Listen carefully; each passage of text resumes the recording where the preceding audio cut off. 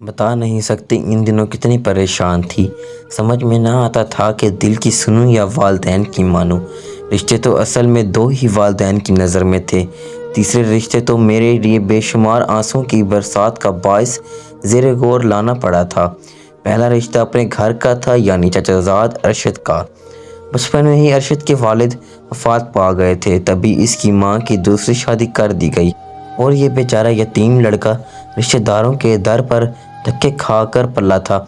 इसने अपनी मेहनत से तालीम हासिल की, कोई सिफारिश ना थी, इसलिए अच्छी नौकरी भी ना मिल सकी। एक मकामी कंपनी में मुलाजिम था, आमदनी कलील थी, शक्ल सूरत भी अच्छी थी, ज़हीन और शरीफ था। इसके सिवा इसमें और कोई खूबी ना थी। बचपन में यतीम हो जाने के बायस ख़ानदान भर में किसी के दिल में इसके लिए जगह ना थी।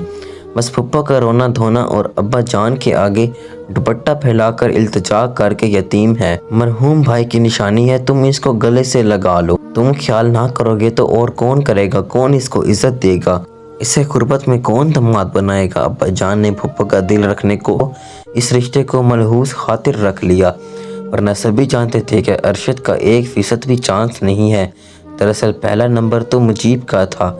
ये एक निहायत कामयाब और दौलतमंद ताजर था। बैरून मुल्क बहुत बड़ा कारोबार था। एक माह के दौरान 2 बार बाहर के मुल्कों में आना जाना रहता था। मुजीब खूबसूरत था, बहुत सी और खूबियाँ भी इसमें थीं। वालिद साहब के बिजनेस पार्टनर की तवस्त से इसका तारुफ हुआ था। हमारे घर वाले सभी इसकी दौलत और खूबसूरती पर बिछ गए थे, चाहते थे कि यही बाहैसियत और बारसूख शख्स इस घर का दामाद बने। मेरे तमाम घर वालों बहन भाइयों का वोट इसकी तरफ था और सबसे अनचाहा रिश्ता इस नौजवान का था जिसका नाम मुदस्सिर था, जो मेरा पसंदीदा शख्स था। मैं उसे सारी दुनिया से ज़्यादा चाहती थी। मैं हर सूरत इसको पाना चाहती थी और इसकी हो जाना चाहती थी। मुझको ऐसा लगता था कि अगर हम दोनों इस दुनिया में एक ना हो सके तो मैं मर जाऊंगी।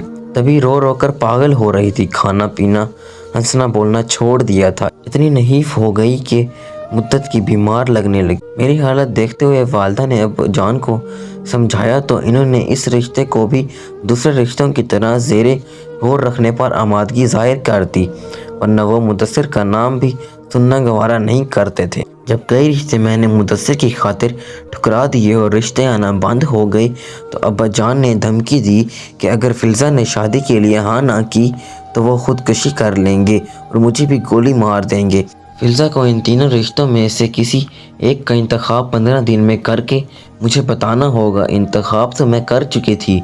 मुदस्सिर भी राज़ी था, मगर वो अब भी शर्त से हिचकिचा रहा था कि पहले उसके वालिदैन हमारे घर आकर रिश्ता तलब करें। महज लड़के या इसके किसी और रिश्तेदार के रिश्ते तलब करने पर अब्बा जान अब भी अपनी लड़की का हाथ उसके हाथ में नहीं दे सकते थे। और मुदस्सिर का मसला ये था कि इसका निकाह इसके चाचाजाद से बचपन में तय हो चुका था और वो मुझको अपनी ये मजबूरी कॉलेज के ज़माने से बता चुका था।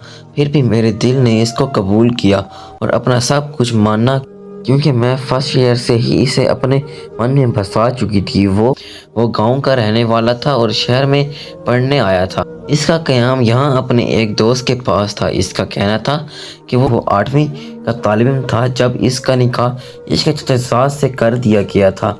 वो इससे अब शादी ना करेगा और जब अपने पाँव पर खड़ा हो जाएगा। इसका कहना था कि वो 8वीं का तालिब इल्म था जब इसका निकाह इसकी चाचाजाद से कर दिया गया था। वो इससे अब शादी ना करेगा और जब अपने पाँव पर खड़ा हो जाएगा तब रुखसती करा कर लाने की बजाय अपनी मंकूहा को तलाक दे देगा। बहरहाल कहते हैं ना कि मोहब्बत अंधी होती है, बस मुझको भी ये रुकावटें मोहब्बत समंदर में तिनके के बराबर लगती थीं। परवाह ना थी कि इससे शादी होगी तो आगे क्या अंजाम होगा, बस यही जुनून था कि किसी तरह इसकी दुल्हन बन जाऊं। जब वालिद ने खुदकुशी की धमकी दी तो मैं डर गई। अपने मरने का इतना गम ना था, अब्बू की ज़िंदगी प्यारी थी, इसलिए मैंने कह दिया कि 1 हफ्ते सोचने का मौका दे। मैं जल्द ही तीनों रिश्तों पर सोच विचार करके अपनी मर्ज़ी से आगाह कर दूंगी। इंतखाब क्या करना था, ये तो माँ बाप को बहलाने वाली बात थी। असल मसला तो ये था कि मैं मुदस्सिर को चाहती थी और घर वाले मुजीब का रिश्ता कबूल करना चाहते थे।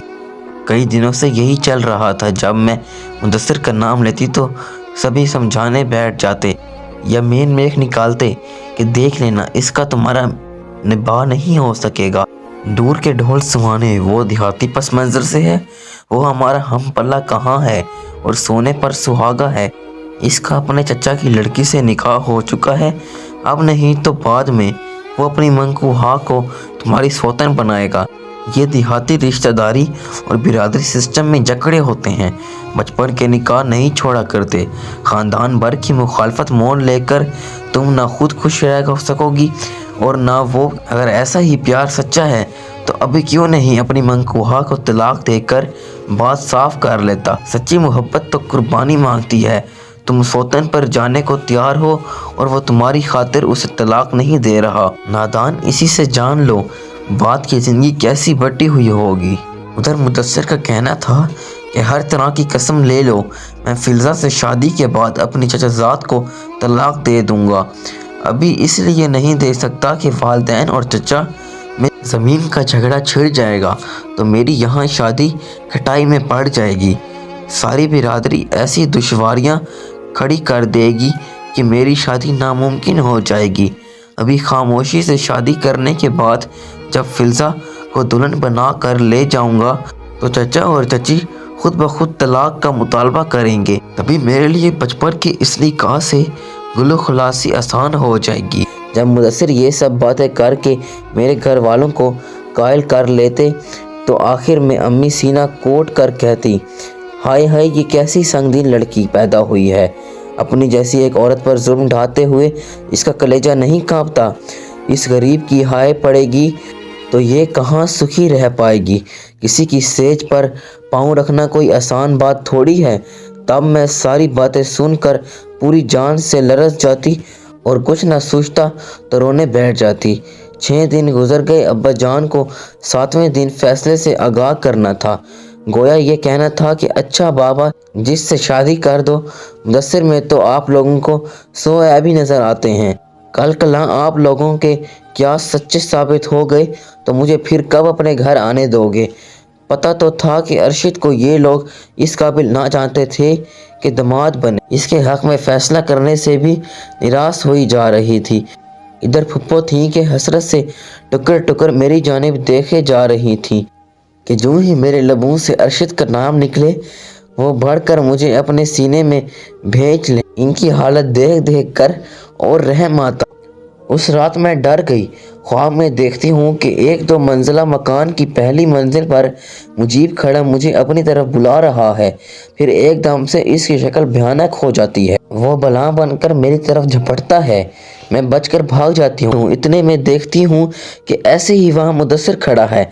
मैं इससे कहती हूँ कि मुझे बचा लो, नहीं तो ये बला मुझे उठा ले जाएगी। वो कहता है मैं तुमको ज़रूर बचा लेता, लेकिन मेरा वक्त पूरा हो चुका है और मुझको जल्दी जाना है। वो देखो मेरी सवारी आ गई है। इतने में देखती हूँ कि एक सफ़ेद सा गोला आसमान से उतरता है जैसे चांद हो और मुदस्सिर इसमें बैठ जाता है और फिर ये खूबसूरत गोल की गेंद आसमान में गुम हो जाती है। तब सामने अरशद की शक्ल नज़र आती। इसके हाथ में फूलों का हार है और वो आगे बढ़कर हार मेरे गले में डाल देता है और मेरा हाथ पकड़कर कहता है अब तुमको मेरे साथ ही चलना है, इसमें भलाई है। तभी मेरी आँख खुल जाती है। जब मैं बेदार हुई तो फजर की अजान मेरे कानों में पड़ी। अजीब सा ख्वाब था। तमाम जिस्म पसीना पसीना हो रहा था। मैं बिल्कुल बेजान से बिस्तर पर पड़ी थी। ऐसा लगता था इतने दिनों की परेशानी का हाल खुदा ने खुद ही बता दिया था। मैंने फजर की नमाज पढ़ी और दुआ की कि ऐ मेरे अल्लाह ये ख्वाब सच्चा है और तेरी तरफ से सही फैसले की रहनुमाई के लिए तू मुझे हौसला और सब्र दे कि मैं मुदस्सिर को भूल जाऊं और तेरी रजा पर राजी हो जाऊं। कि तेरी रजा में राजी होने से ही इंसान को अपनी मुरादें और मंजिलें मिल जाती हैं। मुझको अब सुकून चाहिए और कुछ नहीं। सुकून पा लेना ही मेरी मंजिल है। मैंने रो रो कर यही दुआ की और आंखें बंद कर कर लेट गई। 1 घंटे इसी आलम में पड़ी रही। रफ्ता रफ्ता मुझे महसूस हुआ कि मेरी सोचने समझने की कुव्वत वापस आ गई है और मुझको सुकून आता जा रहा है। इतने में फुप्पो मेरे लिए नाश्ता ले आई। बोली बेटी गमज़दा ना हो, जो तू फैसला करेगी हमको मंजूर होगा। हम बस तुझे खुश देखना चाहते हैं। अगर तुमको अरशद पसंद नहीं तो कोई बात नहीं, मगर मैं देख रही हूँ कि तुम कई दिनों से मुरझाई मुरझाई रहने लगी हो। अपने दिल की बात मुझसे कह दो।